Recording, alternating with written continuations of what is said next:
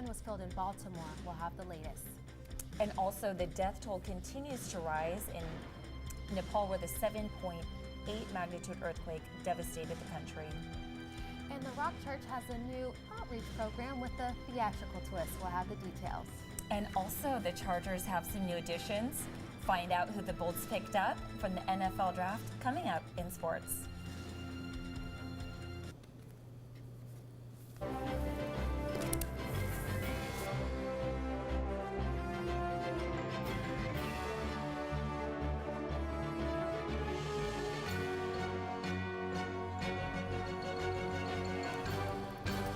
Hello and welcome to this edition of Newscene. I'm Nate Holmes. And I'm Elizabeth Baker. Thank you for joining us. We begin tonight with breaking news out of Baltimore. The death of Freddie Gray has been ruled a homicide. 6 Baltimore policemen have been charged and all of them are currently in custody.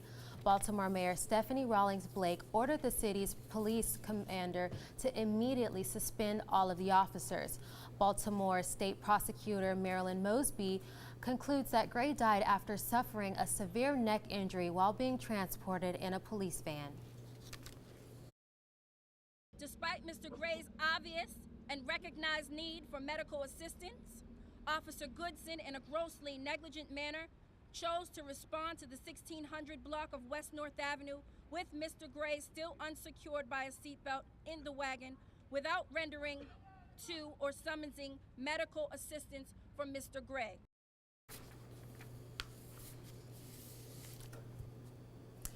Mosby is charging the officers with second-degree murder, manslaughter, assault, and misconduct. The driver of the van, Officer Caesar Goodson, received most of the serious charge of second-degree murder and manslaughter by vehicle. Mosby says this is not a case against the police force, but rather against specific individuals charged. She made it a point that she comes from a family of police officers and supports the police force and hopes for peaceful protests. Many others have come out calling for peace, including President Obama and a New York Knicks player who grew up in Baltimore. And I'm here to, kind of lead that, to the right path. And, this is a peaceful march, man. This is my community. This is people that I grew up with, So for me to come back here and, just show that type of leadership, like, we together. This is one Baltimore, man. And now it's about time to, rebuild this city back up. And there's no need for us to tear it down. Protests have taken place in New York City, Philadelphia, and Denver. Hundreds have been arrested during these demonstrations, and many more are expected. The city of Baltimore will keep the 10 p.m. to 5 a.m. curfew in place for the weekend. Large protests are expected in Baltimore and several other cities nationwide.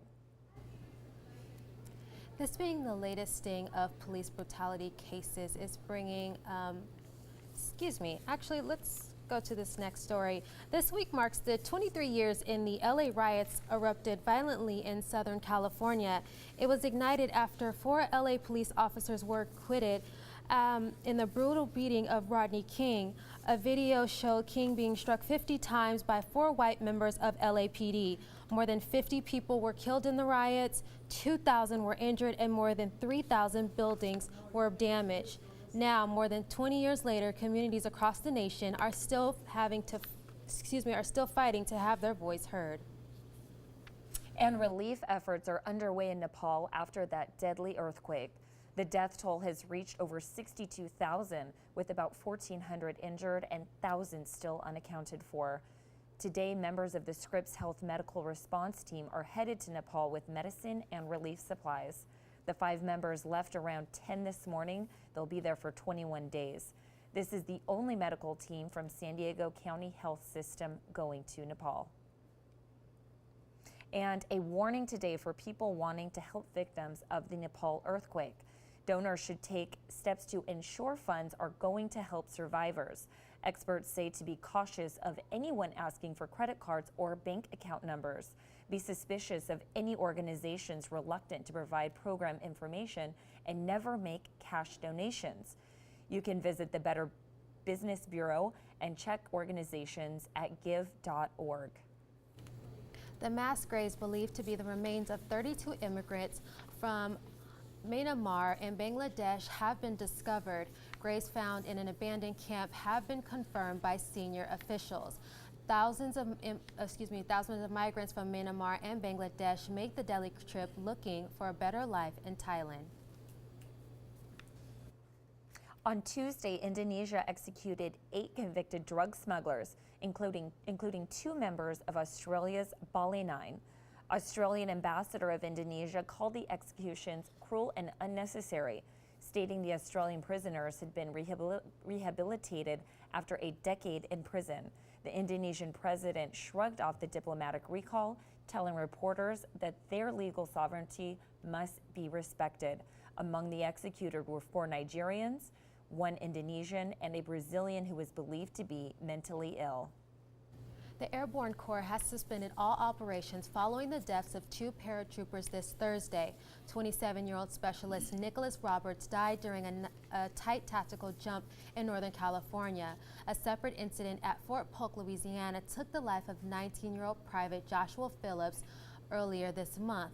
During a similar training exercise, a spokesman for the Army said the accidents as these are very rare, but both are under investigation. 300 girls were rescued from the hands of the terrorist group Boko Haram on Tuesday. Some of the girls were so traumatized by their captivity that they opened fire on their rescuers. The Nigerian military has been flying in medical teams to evaluate their former captives. Experts say the girls and women will need more psychological treatment. Many of them were raped repeatedly and sold into sexual slavery during their captivity. Some were forced to marry their abductors and fight for the Islamic group. Officials say none of the rescuees appear to be the schoolgirls kidnapped from Chibok a year ago. The book of the Cleveland captives, held for over a decade, has been released. Hope, a memoir of survival in Cleveland, explains how Amanda Berry, Gina De Jesus, and Michelle Knight survived as prisoners of Ariel Castro just miles from Berry's own home.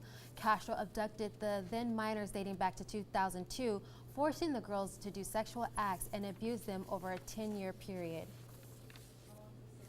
First and foremost, I want everyone to know how happy I am to be home with my family and my friends. It's been unbelievable. I want to thank everyone who has helped me and my family through this entire ordeal. Last year, Castro hung himself just weeks after receiving a 1,000-year sentence. And the Supreme Court began listening to both sides of same-sex marriage debate this week. Michigan couple April DeBoer and Jane Grouse are challenging their state's ban.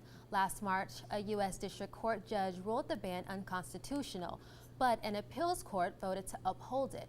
Now, the Supreme Court will decide 2 issues. First, they will rule if same-sex marriages bans are constitutional, and if the bans are legal, are states required to recognize marriages from other states? A ruling is expected in June. Along with the Michigan case, the Supreme Court is also hearing cases from Tennessee, Ohio, and Kentucky. And over a dozen North Carolina law enforcement were indicted. Find out the shocking reason after the break. And this week marks for the first Major League Baseball, and we'll have more of this after the break. On that day, it was a wonderful family day spent together. On our way home, we decided to stop and look at Christmas lights. All I remember is impact. Every day of my life. Wake up thinking about it and go to sleep thinking about it. Not a moment that it goes by that I don't think about it. Without Abby in our lives, our family's changed forever.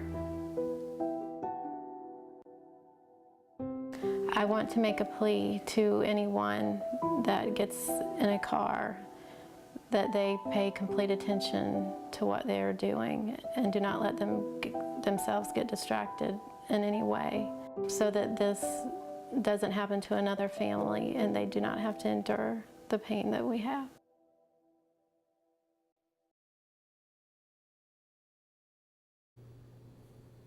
At just 76 years old, the soulful singer Ben E. King has passed away. He passed away yesterday. King is most known for his 1961 top 10 hit, Stand By Me. You know that song, Stand By Me. Horrible singer, but he was born Benjamin Earl Nelson in North Carolina. Later, he moved to New York, beginning his career as an early member of the Drifters. Now, back in March, the Library of Congress inducted King's original version of Stand By Me into the national recording industry. King earned his top 10 hits as he was inducted into the Rock and Roll Hall of Fame as a member of the Drifters. And Bumblebee Foods is charged with the death of an employee who was accidentally cooked inside an industrial oven. Former safety managers Saul Flores and Angel Rodriguez, the director of the plant operations, were charged with three felony counts of committing an occupational safety and health violation, which led to the death of Jose Molina. Back in October of 2012, Molina entered the oven to make a repair. Two of the co-workers did not realize he was still inside and loaded the oven with tuna. The two employees, if convicted, will face a maximum sentence of 3 years in prison and a fine of up to $250,000. The company faces a maximum fine of $1.1 million. And it was an emotional first week in the trial of James Holmes, the man involved in the deadly Colorado theater shooting. Witnesses, first responders, and police officers all took the stand, describing the horrific scene. Prosecutors also showed surveillance pictures showing people running in panic when the shooter opened fire. 12 people died and more than 70 were injured. He has pleaded not guilty by reason of insanity. If convicted, he faces the death penalty. And one of Chris Christie's allies has pleaded guilty in the New Jersey bridge scandal. David Wildstein admitted to a conspiracy which led to the closure of the George Washington Bridge for illegal political reasons. Wildstein confessed that they covered the closure as a traffic study, closing a bridge that connects New Jersey to New York City. It is rumored that those involved in the conspiracy closed the bridge because the Democratic mayor of Fort Lee did not endorse Christie's re-election bid. In North Carolina, 13 law enforcement officers have been arrested. Thursday morning, after a major drug bust, 5 members of the Northampton Community Sheriff's Office were arrested and charged with drug trafficking. Following that arrest was arrest of a second group at a warehouse in Rocky Mount. According to authorities, the undercover operation has been ongoing for about a year and a half. An investigation is now underway. Authorities are trying to determine who built a tunnel near the border fence with Tijuana. The discovery was made by federal officers who noticed a sinkhole. The agents called the members of the San Diego Tunnel Task Force, who then determined the tunnel was about 220 yards long. They say it's tall enough for a person to walk through and has a single opening in a home in Mexico. It has electric lighting and a carton rail cargo hauling system. No drugs were found in the tunnel and no arrests have been made so far. This week, the Navy removed a commander of the guided missile cruiser USS Lake Erie. Captain John Bannigan was relieved of his duties aboard the San Diego ship due to a loss of confidence in his ability to command. He has since been reassigned, but an investigation is still ongoing. Captain Douglas Cutson will temporarily take over command. Governor Jerry Brown met with mayors across California, including San Diego Mayor Kevin Faulconer, to propose a new legislation for water conservation. On Tuesday, the State Water Resources Control Board released a third round of conservation targets, which could require some districts to cut their water use by up to 36%. Brown then issued a pledge that would authorize city, county, and local water agencies to issue fines of up to $10,000 for water wasters. Any money collected from the fines would be used for local conservation efforts. San Diego County is getting a failing grade for ozone population from the American Lung Association. San Diego received an F grade despite the progress made in 2012 when the organization began issuing the report.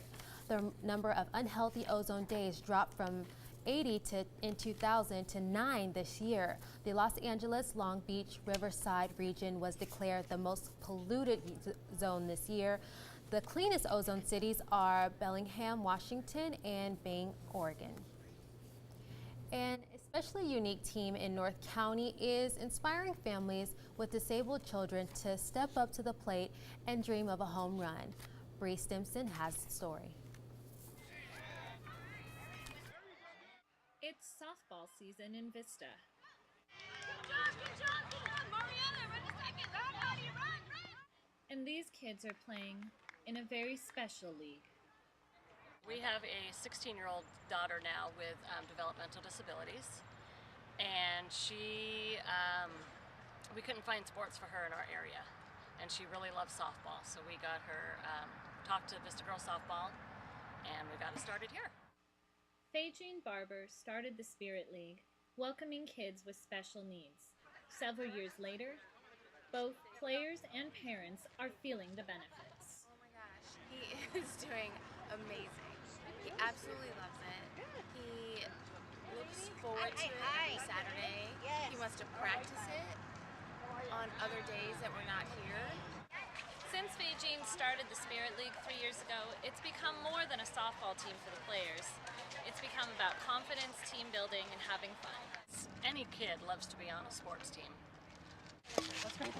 Ready? Come on.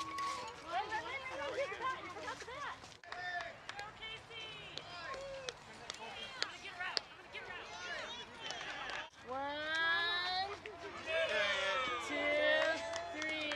Yay! Balls! Okay, get on the line and put this hand out.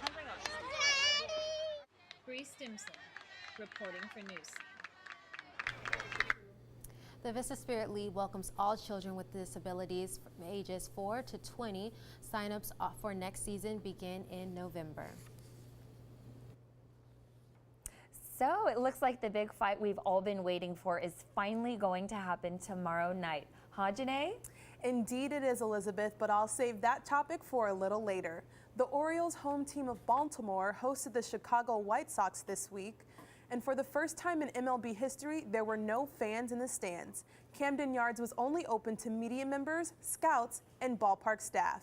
Even though fans weren't allowed to attend the game, they watched from beyond the fence. Despite the lack of ambiance, the Orioles beat the White Sox 8-2 with the help of Chris Davis's 3-run homer in the first inning. 1-1 delivery, and he got a hold of that one. It is deep. Will it stay fair? And goodbye, home run. Chris Davis delivers a 3 RBI homer as he puts it out beyond the flag pavilion. Hopefully, this win brings a small silver lining to a city in turmoil. And the NFL draft is finally here. Sophomore quarterback Jameis Winston of Florida State is headed to the Buccaneers. The 6'3" first pick will still be able to play in front of fans despite his early declaration to enter the draft. Second pick of the draft was Mariota out of Oregon. He's headed to Tennessee to play with the Titans. And Chargers got the 15th overall pick and selected Wisconsin running back Melvin Gordon. Gordon will replace Ryan Matthews, and the Chargers are hoping he makes a big impact. San Diego State left tackle Terry Poole hopes to hear his name called at some point in the draft. Poole's projection is set for round 6 or 7. Catch the end of the draft tomorrow at 9 in the morning on ESPN. And it was a stampede for the Chicago Bulls against the Bucks in the final game of their playoff series between the two last night. The Bulls won 126-66, which was almost an NBA record. Leading the way for the Bulls was strong forward Mike Dunleavy with 20 points. It was evident the Bulls needed Dunleavy's scoring presence as last game he had 0 and the Bulls lost by 6. Chicago is up against LeBron's Cleveland Cavaliers for the next playoff series. And now onto the Spurs and Clippers. We start here in the first quarter. It's Chris Paul with the steal. He lobs it up to Jordan for the slam dunk. Parker returns with a finesse crossover over Paul, splits the defenders for the scoop layup, high off the glass. Next, J.J. Redick doing what he does best, drops 2 from inside the arc, 1914 Clippers. And it's the pick and roll to Duncan for the slam. And great ball movement in the half-court set by the Spurs. Green with a 3-pointer. And there goes that man again, Jordan with the slam dunk. Obviously, Lob City was too much for the Spurs in Game 6. San Antonio will take their efforts on the road for Game 7. Next game will determine the end of the line for one of these teams, and I'm sure the Spurs are gunning for a repeat championship. And finally, the most anticipated fight of the century is almost here. Manny Pacquiao is set to face off against Floyd Money Mayweather this Saturday at 6. The fight will take place at the MGM Grand in Las Vegas, or you can watch live on pay-per-view. Who will take the welterweight title? Will it be the outspoken 47-0 Mayweather or the soft-spoken, heavy-hitting southpaw Pacquiao? Many experts say Mayweather, but the numbers may prove them wrong. In the last 12 fights, Floyd has only connected on 17 punches per round compared to Pacquiao's 23. Starting prices for the tickets are $1,500, and viewers are paying $100 to catch the game on pay-per-view. Estimated total revenue, $400 million, and a 60-40 split in the favor of Mayweather. This will be the first real test for Mayweather, so it should be an exciting fight. Well, Elizabeth, I'm going for Pacquiao tomorrow night. I love an underdog story. Who do you want to win? Well, you know, Janae, I'm a Mayweather fan, so that's who I'll be rooting for. And San Diego is partnering with a Central American city, joining together as a new sister city. We'll have more of the story after the break. To get in the way before it happens. To get a friend home safe. And to not blame the victim. It's on us. To look out for each other. To not look the other way. It's on us to stand up. To step in. To take responsibility. It's on us, all of us. To stop sexual assault. Learn how and take the pledge at itsonus.org. No more, it's none of my business. No more, he didn't mean it. No more, not my problem. No more, she was flirting with him. No more, she was asking for it. No more, boys will be boys. No more, I'll say something next time. No more bystanding. No more ignorance. No more excuses. No more.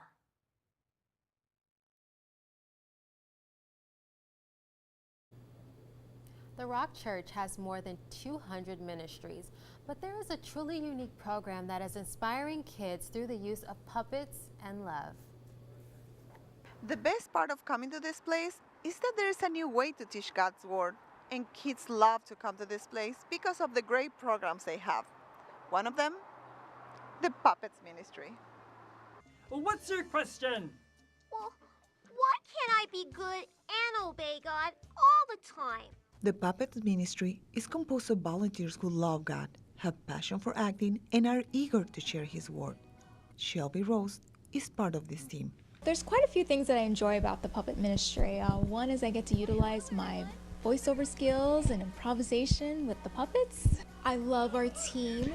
There's such an amazing group of talents. And then last but not least, sharing about the gospel, but it's not just for the young children. It could be actually for any age group, even for myself. I mean, I've actually been learning a lot about myself through this medium as well.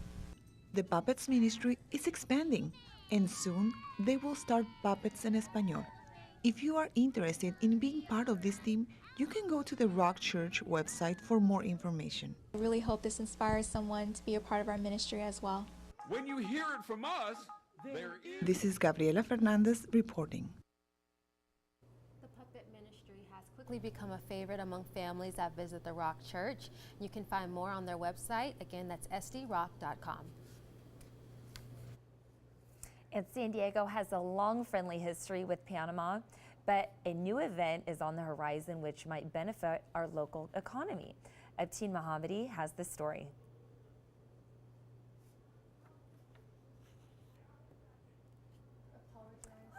Oh, we're having a little bit of technical difficulties, but it'll be coming on in just a minute.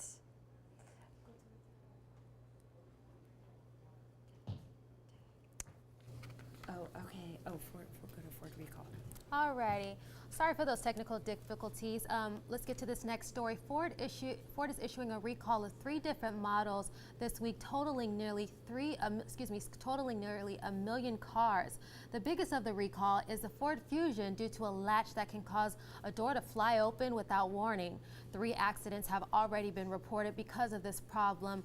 Ford Siesta and the Lincoln NKZ are also part of the recall. Their problem could cause the fuel pump to seize and the car to stall while being driven. The loss of power steering was also an issue in all 3 cars, but no accidents have been reported. City College's student radio station is back on the air. Student-directed sound started airing live shows this week. The radio station was launched in 2013 but had to close down during a remodel project to the C building.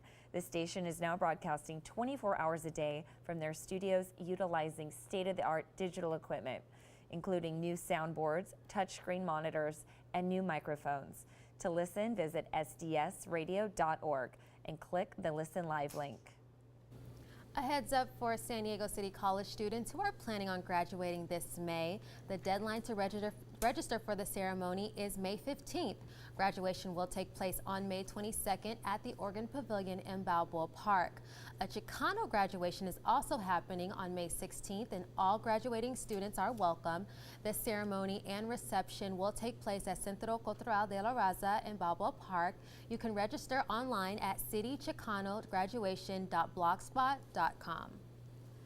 And it's been a sizzling San Diego week with temperatures, very hot weather in East County, temperatures reaching the triple digits. Let's take a look at the weekend forecast and see if we can expect any type of cool down this weekend over the next few days. Do we have those numbers? Okay, so let's look at this. Saturday, hot day. It's not as hot as it was earlier this week. We were reaching 80 and 90 degree weather, but Saturday we're looking at sunny with the high of 71, a low of 60. We're looking at winds 11 miles per hour, so it's pretty good, pretty nice day. Sunday we're looking at a little bit of cool down. It's going to be partly cloudy. Temperatures are looking at 69 and 59, so a 10-degree drop during the nighttime. Winds picking up just a little bit on Sunday evening, and on Monday we are looking at partly sunny. Degrees are 67, and the lows we're looking at 59, excuse me. And the winds we're looking at 13 miles per hour. So it's looking like a great weekend. Still, we're cooling down just a little bit compared to that hot weather that we were seeing earlier this week. Santa Ana winds were flowing in, but look, this weekend it's looking pretty well. So, Nate, do you have any plans for the weekend? This weekend it's looking pretty well for me.